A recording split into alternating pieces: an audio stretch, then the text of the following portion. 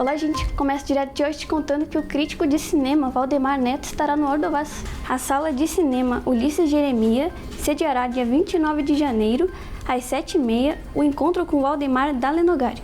O tema é crítica online e produção de conteúdo online. Doutor em História pela PUC-RS, Valdemar fez pós-doutorado em História e Cinema pela Universidade de Boston, Estados Unidos. O produtor, jornalista e diretor cinematográfico Lissandro Stalivieri também participa como mediador do bate-papo. As vagas são gratuitas e a inscrição pode ser feita pelo e-mail saladecinema@caxias.rs.gov.br ou pelos contatos que aparecem na tela. E te conto também que caxienses participarão da segunda marcha trans em Brasília.